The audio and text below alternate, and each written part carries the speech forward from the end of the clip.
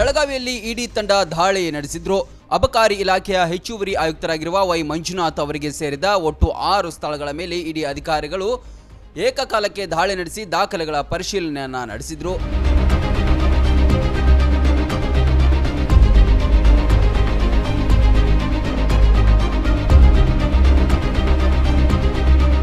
ಮಂಜುನಾಥ್ ಅಧಿಕಾರ ದುರುಪಯೋಗ ಪಡಿಸಿಕೊಂಡು ಬೇನಾಮಿ ಹೆಸರಿನಲ್ಲಿ ಕೋಟ್ಯಾಂತರ ರೂಪಾಯಿ ಮೌಲ್ಯದ ಜಮೀನು, ಬಾರ್ ಅಂಡ್ ರೆಸ್ಟೋರೆಂಟ್ಗಳು ಸೇರಿದಂತೆ ಭಾರೀ ಪ್ರಮಾಣದ ಅಕ್ರಮ ಆಸ್ತಿ ಸಂಪಾದನೆ ಮಾಡಿದ್ದಾರೆ ಎಂಬ ಗಂಭೀರ ಆರೋಪ ಕೇಳಿಬಂದಿದೆ.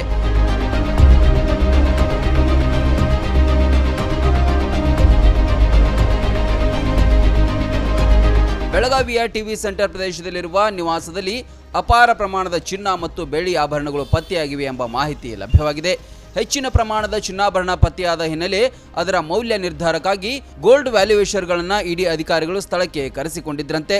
ಲಭ್ಯವಾಗಿರುವ ದಾಖಲೆಗಳೊಂದಿಗೆ ಇಡಿ ಅಧಿಕಾರಿಗಳ ತಂಡ ಬೆಂಗಳೂರಿಗೆ ತೆರಳಿದ್ದು ದಾಳಿಯ ಸಂಪೂರ್ಣ ವರದಿಯನ್ನ ಇಡಿ ನಿರ್ದೇಶಕರಿಗೆ ಸಲ್ಲಿಸಿದೆ.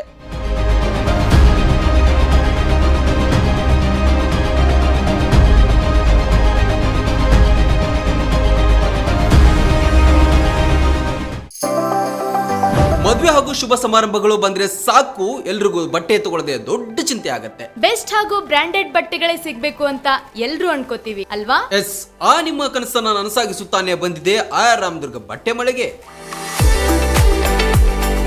ಮುಧೋಳದಲ್ಲಿರುವ ಈ ಬಟ್ಟೆ ಮಳಿಗೆ ಜವಳಿ ಕ್ಷೇತ್ರದಲ್ಲಿ ಸುಮಾರು 50 ವರ್ಷಗಳ ಅನುಭವ ಹೊಂದಿದೆ.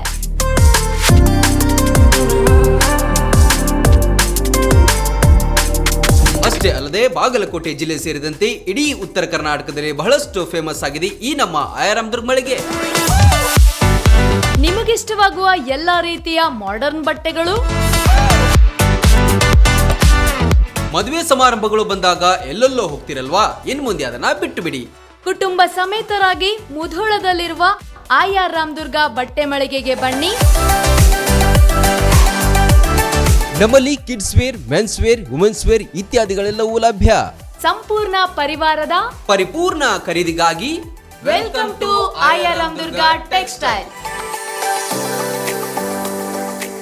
ರನ್ ಟಿವಿ ನ್ಯೂಸ್ ವಿಡಿಯೋಸ್ ನೋಡಲು ಸಬ್ಸ್ಕ್ರೈಬ್ ಮಾಡಿ, ಬೆಲ್ ಐಕಾನ್ ಪ್ರೆಸ್ ಮಾಡಿ.